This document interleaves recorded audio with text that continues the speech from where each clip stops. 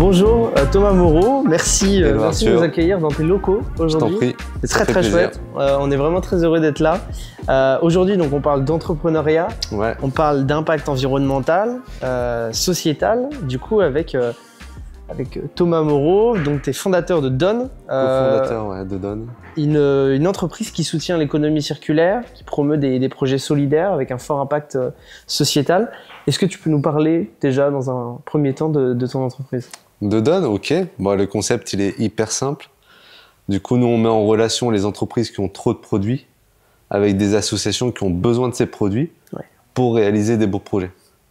Tu vois, concrètement, ça va être des Leroy Merlin, des entreprises comme ça qui ont trop de produits. Nous, on vient récupérer ces produits et derrière, on cherche des projets à fort impact sociétal qui sont locaux, en plus de ça, qui sont vraiment aux alentours du magasin pour réaliser des beaux projets et rénover des maisons, par exemple.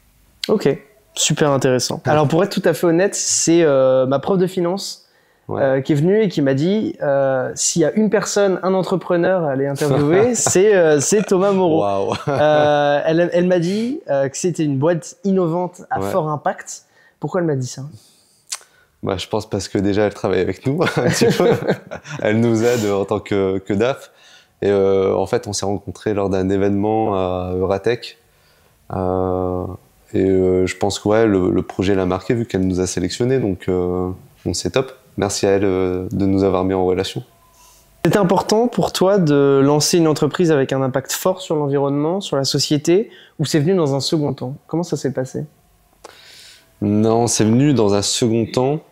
En fait, si tu veux, moi, je suis quelqu'un qui aime bien résoudre des problèmes. Okay. Donc, quand je vois des problèmes dans la vie de tous les jours, je me dis comment je peux les résoudre à travers notamment le digital parce que je suis développeur de base. Et l'impact, il est venu dans un second temps parce qu'en fait, cette idée, comment elle est venue quand je travaillais chez Decathlon. Si tu veux, je voyais en magasin qu'on jetait énormément de produits. Et ces produits, ils étaient encore neufs, utilisables, mais on les jetait. Et du coup, j'ai tout de suite pensé à une solution où on pouvait mettre en relation ces magasins avec des associations. Bon, t'as quasiment répondu à ma prochaine question. Ouais. Tu travaillais chez Decathlon donc, à l'époque. C'est un job qui, de ce que j'ai compris, te plaisait globalement. Qu'est-ce qui se passe dans ta tête quand tu quittes Decathlon et pourquoi ? Waouh. Non, honnêtement, il se passe pas grand-chose vu que cette solution, donc on l'a développée avec Guillaume qui est juste derrière, le soir et le week-end. Et grosso modo, on cumulait nos deux tafs comme ça. Et je pense qu'à un moment, la bascule, elle s'est faite logiquement. Tu vois, quand on s'est dit, il y a un réel marché, il y a un réel besoin sur ce marché. Et en plus de ça, on a la solution qui répond à cette problématique. On sent que les gens sont demandeurs de cette solution. Et du coup, il faut plus qu'on hésite. En gros, la bascule, elle s'est faite vraiment naturellement. On s'est dit, il faut qu'on passe 100% du temps sur ce projet. Et donc, c'est comme ça que ça s'est fait, en fait, sans trop se poser de questions. Mais ça fait peur de sauter quand t'as pas forcément de filet de sécurité. Tu penses que t'en avais un à ce moment-là ? Oui, il y a quand même, tu vois, il y a quand même des dispositifs comme Pôle emploi ou France Travail maintenant, qui sont là, donc qui sont un peu rassurants parce qu'en fait, si tu veux, tu quittes ton travail, mais tu as quand même 2 ans de visu devant toi. Donc, tu as 2 ans de challenge pour dire, allez, je crée une boîte, faut qu'elle soit rentable et voilà. Et en plus de ça, on savait qu'il y avait pas mal de financement de la région, de tout ça, pour justement accélérer sur ce projet. Donc, non, c'est quand même des outils qui te permettent de dire, j'y vais sans trop de risques.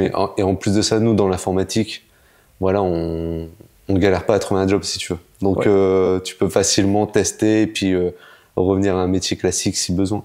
Même si ce projet il marchait pas au final, parce que j'ai déjà lancé d'autres projets avant Done. Et du coup, j'ai cette facilité de dire, le projet marche pas, c'est pas grave, je reprends un emploi classique, le temps de retrouver quelque chose qui me plaît plus, quoi. Ouais, donc tu avais quand même des réserves avant, tu savais que tu allais pouvoir lever des fonds, par exemple. Ça s'est fait avant de quitter ton job ? Non, du tout. Hein. Non, là, non, ça fait vraiment. Donc cette partie levée de fonds, elle s'est faite vraiment, on va dire peut-être 3-4 ans après la création du projet, vraiment. On a créé le projet en 2018, si tu veux, Et au début, et en plus de ça, il y a eu le Covid entre-temps, donc c'était un peu galère, mais on était vraiment en mode start-up. En gros, tu as un projet, tu essayes de l'améliorer avec tes utilisateurs, tu vas étape par étape et tu essayes d'avoir un beau produit et d'attendre vraiment le market fit pour le lancer. Et la levée de fonds, elle s'est faite vraiment après, une fois qu'on avait déjà un bilan et des chiffres à montrer en fait. D'accord, ah oui. Donc dans un premier temps, contacter peut-être à la main les premiers clients. Ouais, carrément. Comment ça se faisait? En gros, moi j'ai élargi mon réseau, j'ai réussi à convaincre un premier mag de données, et puis on a travaillé une première solution avec ce mag-là. Et ensuite, forcément, vu que j'étais chez Decat, je tapais à la porte de tous les Decat, et c'est comme ça qu'on a eu de plus en plus de magasins Decat. Et à un moment, on s'est dit peut-être explorer d'autres pistes comme Boulanger, Leroy Merlin, Noroto. Et on s'est rendu compte qu'il y avait beaucoup de demandes aussi dans ces marques-là. Et après, on s'est dit on va encore creuser à l'extérieur. Et là, on a mis en place un canal d'acquisition et c'est comme ça qu'on a commencé à travailler avec des grands groupes comme Saint-Gobain. Ouais. Et là, on s'est dit, waouh, il y a vraiment quelque chose à faire, quoi. Et c'était une bonne chose de passer par le salariat avant d'entreprendre ou pas? Carrément, moi je pense, ouais. Tu vois, c'est ce qui m'a permis de découvrir un peu cette problématique. Je pense que, tu vois, travailler dans des grandes entreprises comme Decat, l'air de rien, tu arrives dans des structures, c'est hyper formateur et tu peux voir aussi leurs problématiques à eux et tenter de les résoudre à travers l'intrapreneuriat, du coup, créer une boîte dans la boîte et après sortir cette boîte et dire j'en fais vraiment un business. C'est un peu ce qui s'est passé. Pour toi, ouais, ça a été une bonne décision de passer par du salariat avant d'entreprendre. Ouais, carrément, ouais. Ouais, totalement. D'une part, pour être indépendant, pour avoir cette réserve au moment de se lancer. Ouais. Et en plus de ça, ouais, pour reconnaître aussi leurs problématiques, tu vois. Et puis, Decat, c'est vraiment un environnement où tu es vachement libre de proposer. Et du coup, l'air de rien, ça te permet de facilement proposer des solutions quand tu vois des axes d'amélioration. Donc, ouais, total. C'est plus difficile de fonder une entreprise avec un impact social fort, tel que Danone? Non, je pense pas. Je pense qu'on fait face aux mêmes problématiques, en fait. C'est pas parce que ta boîte elle a un impact que tu as d'autres problématiques. Du coup, je pense que c'est aussi galère, peu importe la boîte que tu développes, t'affrontes les mêmes galères, en fait. C'est d'autres difficultés, peut-être. Ouais. T'as monté peut-être d'autres entreprises avant Danone, ou c'était la première? Non, on a essayé de faire d'autres projets avant. Ouais. La première boîte, je crois, on avait 20 ans, et toujours avec Guillaume qui est derrière. Et ça s'appelait Alerte Apéro. Et du coup, on livrait de la livraison d'alcool à domicile de 22h à 4h du matin.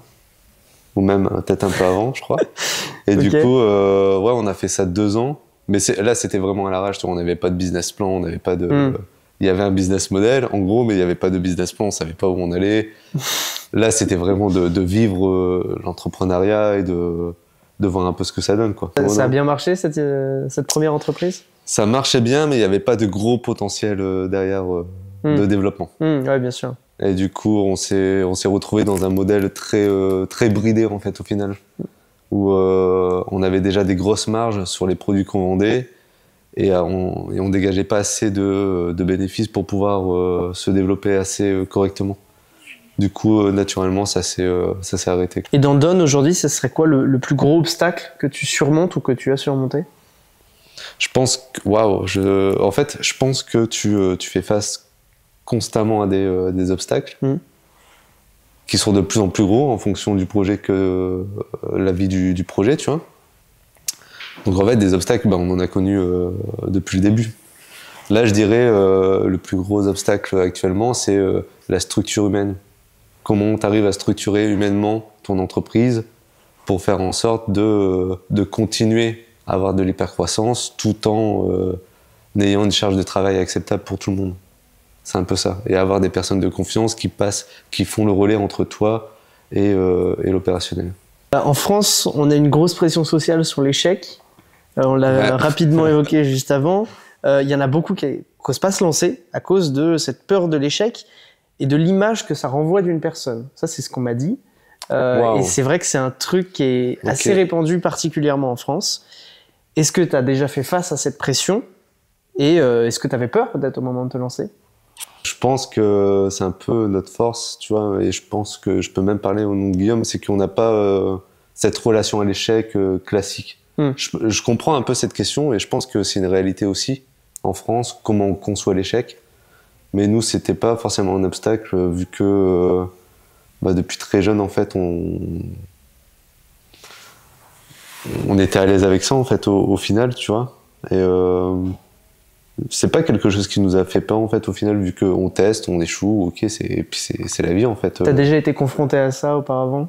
Bah ouais, dans d'autres business, tu vois, on parlait d'alerte apéro, par exemple, on peut considérer ça comme un échec, de dire, tu lances ta boîte sur business plan, en fait, t'es inconscient, quoi. Au final, c'est tout, c'est comme ça que t'apprends, c'est en allant sur le terrain, en testant des trucs, en faisant face à des obstacles, en prenant des murs dans la face, et puis voilà, et puis t'apprends, en fait, au final. Moi, je pense que chaque échec est vraiment une leçon, un apprentissage. Il faut savoir jouer le jeu, et puis si tu sais jouer le jeu, dans tous les cas, voilà, c'est comme ça que tu progresses. Donc, nous, on a eu vite cette mentalité, ce qui nous a permis de nous lancer assez facilement dans les projets, tu vois. Et à chaque fois que je faisais un projet, j'avais ça en tête, dans tous les cas. Donc... Et tu la ressens, cette pression, quand même? Je pense qu'au moment de se lancer, honnêtement, cette relation à l'échec, je m'en foutais.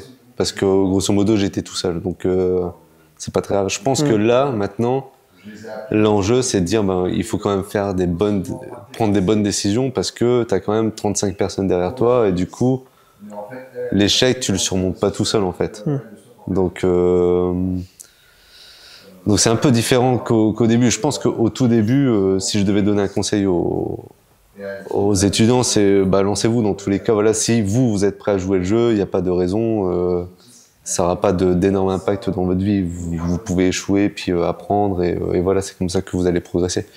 Après, nous, on est à un stade où il y a quand même toute une structure, et on peut pas faire face à tous les échecs, quoi. Faut quand même peser le pour et le contre à chaque fois. C'est plus facile d'échouer quand il y a moins de monde, ouais, c'est totalement. Une plus petite structure. Totalement. Ouais, carrément. Si t'es seul et que t'es prêt à jouer le jeu, vas-y, go, en fait. Dans tous les cas, ça va être une progression énorme humainement pour vous, et puis une chance de peut-être réussir, donc il faut jouer le jeu, quoi. Un peu pareil sur le même thème, des gens qui veulent se lancer dans l'entrepreneuriat, mais qui ont des petites contraintes qui sont que parfois ils n'ont pas d'idée. Qu'est-ce que tu répondrais à cette personne qui n'a pas d'idée? Si tu regardes autour de toi, t'as plein de problèmes. Si t'expérimentes des choses, t'as plein de problèmes. Et tu vois, en fait, l'air de rien, le fait de tester des trucs, tu vas te rendre compte qu'en fait, il y a plein de problèmes qui s'ouvrent. Je trouve que détecter des problèmes, c'est tellement facile. Et du coup, derrière chaque problème, il y a une solution qui potentiellement peut être créée. Le tout, c'est vraiment de savoir dans quel secteur, dans quel domaine tu veux te lancer. Et en creusant, tu vas vite te rendre compte que les gens ils font face à des difficultés que toi, peut-être, tu peux résoudre. Je pense que vraiment, si tu creuses, tu trouves facilement des idées de business. Je pense qu'il y en a 10 000, en fait. C'est impressionnant. Et c'est pas difficile de se sentir peut-être légitime à vendre certains types de prestations en se disant peut-être que j'ai pas les qualifications pour au début, peut-être que j'ai pas l'expérience. C'est compliqué à surmonter cette peur? Ouais, au début on était tout nouveau dans le don. On s'est renseigné de ouf pendant des mois et des mois. On a fait appel à des conseils, à des avocats. Et seulement après on a eu cette place d'expert un peu, tu vois. Et c'est devenu de plus en plus légitime pour nous d'être experts. Parce qu'on s'est rendu compte que même en discutant avec des grands groupes, avec des grandes entreprises, on pouvait apporter des conseils et on pouvait apporter des solutions, tu vois. Et du coup, de la même manière, je pense que une bonne manière pour ceux qui n'ont pas d'idée, mais qui savent à peu près où aller, c'est de discuter avec des gens qui font déjà des choses dans ce domaine-là. Et c'est comme ça que tu montes en compétences, se renseigner et puis progresser dans cette voie, en fait. Et donc du coup, plus globalement, si tu dois donner un conseil là maintenant à un entrepreneur qui a envie de se lancer, un seul, le plus important pour toi? Ouais, le plus important du coup, c'est de choisir un domaine que tu aimes bien, en fait. Je pense que ça, c'est le plus important. Le plus important parce que quand tu aimes faire les choses, tu vas pouvoir être résilient, tu vois. Tu vas pouvoir justement faire face à l'échec, te relever, continuer de progresser. Et ça prend totalement un autre aspect, tu vois. Si tu fais quelque chose que t'aimes pas, mais que tu le fais parce qu'il y a un potentiel, grosso modo, tu vas te prendre un mur, 2 murs, 3 murs, et après tu vas lâcher l'affaire. Tandis que si t'aimes vraiment ce que tu fais et que tu fais vraiment ce que t'aimes, c'est Steve Jobs hein, qui disait ça, tu vois, j'invente rien. Bah en gros, vas-y, tu peux continuer comme ça 5 ans à te prendre des claques, mais c'est pas grave, tu vas te relever, puis tu vas continuer, et tu vas prendre ça un peu comme un jeu, et puis t'adores tellement faire ça qu'au final, ben, tu grandis, quoi. Est-ce que t'as abandonné une croyance ou une habitude pour atteindre qui t'es actuellement et les objectifs que tu t'étais fixés? Je crois le plus gros truc que j'ai changé dans ma manière de voir les choses, c'est à propos du marketing. Okay. Tu vois, nous, on a commencé à créer un produit avant de lancer le marketing, où il y a plein de boîtes qui font l'inverse. Elles créent d'abord le marketing sans avoir de produit. Elles arrivent à lever des fonds, elles arrivent à vendre sans même avoir de produit. Et du coup, pour nous, on n'avait pas du tout cette façon de penser-là. Et on voulait absolument avoir un beau produit avant de faire le marketing. Et on s'est dit, ouais, le marketing, en tout cas, moi, je pensais que c'était pas vraiment important. Et du coup, en recrutant notamment Olympe, on s'est rendu compte moi, je me suis rendu compte, je me dis, ouais, ça change quand même le jeu d'avoir tout cet aspect marketing et mise en place de toute cette communication. En fait, ça change vraiment le jeu. Qu'est-ce que ça a changé alors? Bah, d'une part, la notoriété qu'on a eue sur le marché. Ça, c'est clair qu'on est passé d'une boîte. Tu vois, avant, on s'appelait Données.org, par exemple. Et en fait, on nous confondait beaucoup avec une association. On savait pas trop quelle place on avait, etc., ce qu'on faisait. Et en gros, maintenant, on a changé de marque, on s'appelle Don. Et en gros, c'est tellement clair dans la tête des gens ce qu'on fait. Et on a vraiment une position légitime d'entreprise à impact. Une bonne entreprise à impact et expert dans le domaine, en fait.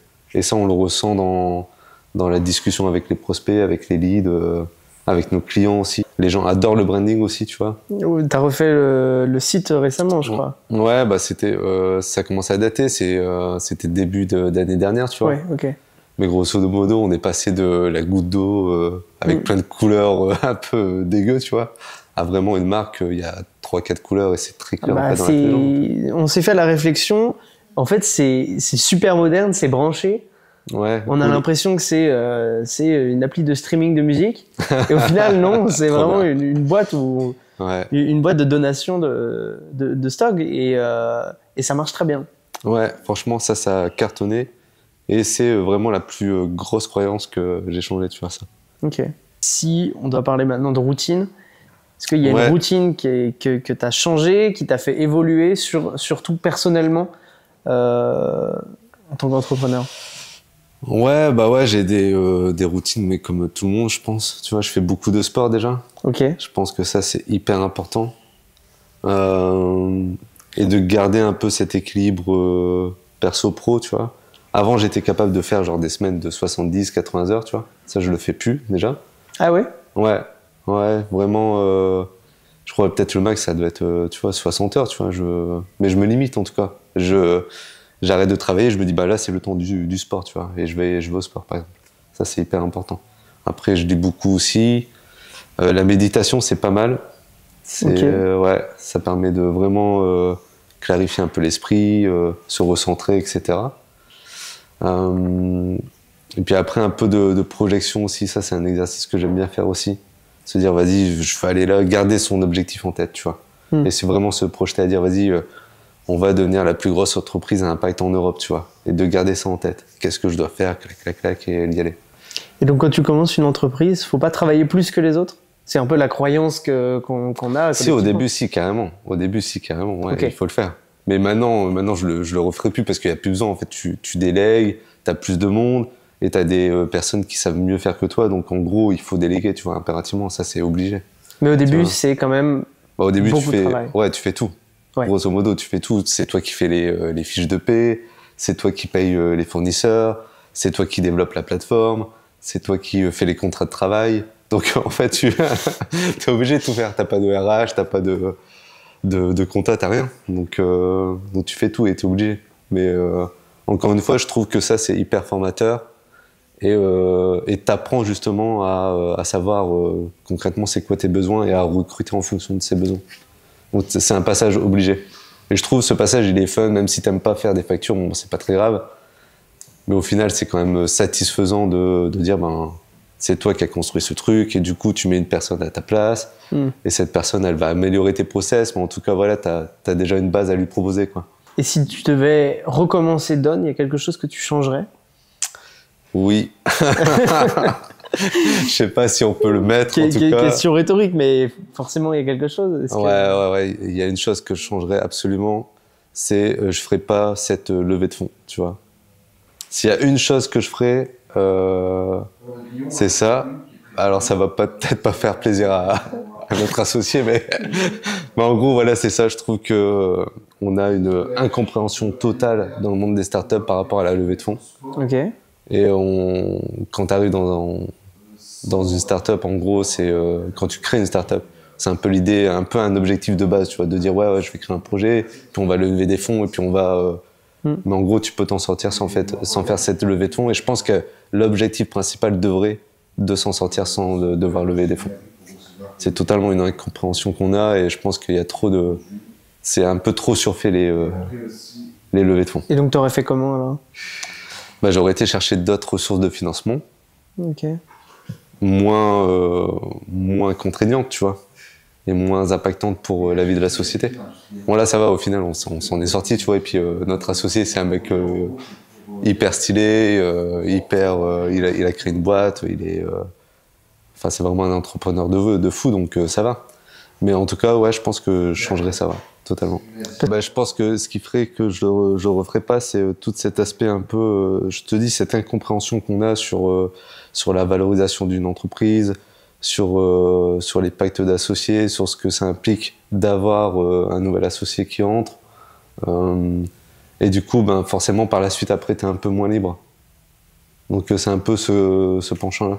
Et surtout que, en fait, la vie et la France et la région t'offrent plein d'outils de financement qui sont peut-être plus adéquats à tes besoins, tu vois. Ouais, notamment quand tu as un impact RSE important, peut-être. Ouais, carrément. Je pense que nous, on n'a pas eu les compétences à ce moment-là d'aller chercher ces outils-là, mais je pense que ça aurait été plus adéquat à ce moment. Est-ce qu'il y a une expérience que tu dois retenir qui a eu un impact fort sur ta vie et comment t'es aujourd'hui, ça serait quoi? Ce qui me marque le plus en ce moment, c'est vraiment le milieu associatif. Tu vois, on travaille beaucoup avec le milieu associatif, ouais. Les associations. D'ailleurs, tu vois, aujourd'hui, on va dans une asso les aider sur la création d'une braderie solidaire. Et en fait, je trouve ça hyper intéressant à chaque fois de rencontrer les assos parce que, encore une fois, le terrain, c'est hyper formateur et tu dis waouh, il y a des gens qui sont vraiment dans la galère, qui sont bénévoles en plus de ça, pour maintenir en vie des projets comme le Secours Pop, pour permettre aux gens de manger, tu vois. Et du coup, je pense que ça te redonne un peu de force dans ton quotidien pour dire, franchement, j'ai des conditions de travail qui sont au top, de quoi je me plains en fait. Je continue, quand tu les aides, c'est dans le cadre de Donne ou c'est juste bénévolement? Ouais, c'est un peu un mélange des deux en fait. On les connaît dans le cadre de Donne, elles reçoivent des produits dans le cadre de Donne, et en fait, à titre perso, elles recherchent des gens le week-end pour avoir un coup de main, parce qu'elles manquent de bénévoles, et parce que c'est des moments un peu charnières pour eux, vu que il faut faire rentrer de l'argent pour financer la structure, aider les familles bénéficiaires avec des colis alimentaires et tout. Donc c'est un peu un mélange des deux. Là, ce week-end, on va les aider, mais c'est pas vraiment dans le cadre de Donne, c'est le week-end, j'y vais bénévolement, quoi. Ok. Tu vois, tu passes ton année à courir et de temps en temps, c'est bien de marquer un petit temps d'arrêt, de repartir dans le milieu associatif, de dire waouh, c'est pour ça aussi que je fais ça. Et en fait, il y a des gens qui sont vachement débrouillards et qui mettent vraiment leur temps au service d'autres personnes. Ouais, parce que Donne, du coup, c'est pas une association, c'est pas une entreprise à but non lucratif. Non. Comment tu arrives à faire la balance entre les valeurs de l'entreprise, qui sont avec une volonté de fort impact social, et faire de l'argent, faire de la croissance? Comment tu arrives à faire cette balance? Ouais, moi je le vis plutôt bien parce qu'en fait je me dis qu'à chaque fois, tu vois, l'année dernière par exemple, on a fait 2,7 millions de chiffre d'affaires. Félicitations. Ouais, c'est cool, carrément, c'est carrément cool. On a dégagé un résultat positif et du coup je sais que ce résultat positif là, d'une part ça permet à l'entreprise d'être pérenne, mais en plus de ça, ça va nous permettre de financer d'autres projets. Tu vois, donc et en fait, plus nous on se développe et plus on arrive à aider les associations et plus ces assos arrivent à aider des familles bénéficiaires. Et du coup, en fait, c'est comme ça que je le vis. Je me dis, ben, tu peux vraiment créer une entreprise qui a un impact, mais qui a un but lucratif, parce que plus elle fait de l'argent et plus elle va se développer et plus elle va aider, en fait. Nous, c'est ça, en fait. Plus on arrive à absorber de la croissance, plus on sauve des produits qui sont destinés à la benne, au final. Et donc, ce business model, il est génial parce que, d'une part, tu permets à des salariés, voilà, d'avoir un travail qui est quand même cool. Tu permets d'aider des associations, tu permets à des familles de vivre. Et toi, voilà, tu as un projet qui grossit, quoi. Ce que j'ai compris, c'est qu'il n'y a pas de risque pour les entreprises. C'est-à-dire que vous payez sur ce que les entreprises gagnent, c'est ça? Ouais, on peut dire ça comme ça. Ouais. C'est les entreprises qui nous payent, elles nous confient leur stock et nous, on gère le don de A à Z, grosso modo. Mais donc, dans tous les cas, tant que le stock part, les entreprises, elles sont gagnantes. Le business model, il est pensé pour que ça soit ni risqué pour les assos, ni les entreprises. Dis-moi si je me trompe. Non, mais c'est exactement ça, le business model. On l'a voulu gagnant-gagnant-gagnant. Gagnant pour les entreprises, parce qu'elles reçoivent 60% de réduction d'impôt. C'est la méthode la plus rentable de revaloriser ses surstocks. Gagnant pour les associations, parce que c'est vraiment gratuit pour elles, on demande rien. Et même le transport, c'est gratuit pour les assos. Et pour nous, c'est un business model qui nous rapporte de l'argent, donc qui nous permet de nous développer et de développer cet impact. Dans l'entrepreneuriat, comme tu disais, on travaille beaucoup, surtout au début. Ça représente des sacrifices peut-être pour toi? Ouais, non mais totalement, ouais, bien sûr. Il faut l'avoir en tête aussi quand les gens vont se lancer, tu vois. C'est beaucoup de travail et forcément tu laisses des choses de côté. Et donc toutes les choses que tu laisses de côté, ben tu pourras potentiellement pas les rattraper. Donc faut savoir où est ta priorité, tu vois. Mais ouais, bien sûr, des sacrifices, ouais, énormément. Hein. Tu sacrifies déjà ton travail que t'aimes bien. Tu passes moins de temps avec tes amis, ta famille. Tu délaisses aussi un peu un projet familial aussi, personnel. Donc tout ça, c'est des choses que tu choisis, entre guillemets. Donc ouais, forcément, ouais, faut être prêt à faire des sacrifices, ouais, totalement. Donc notamment sur le temps avec la famille, etc., sur le temps perso. Ouais, carrément. Hein. Je pense que ça, faut l'avoir en tête et ça rejoint un peu la méconnaissance du monde des startups. C'est que être entrepreneur, tu vois, c'est quand même un statut qui est vachement précaire au final.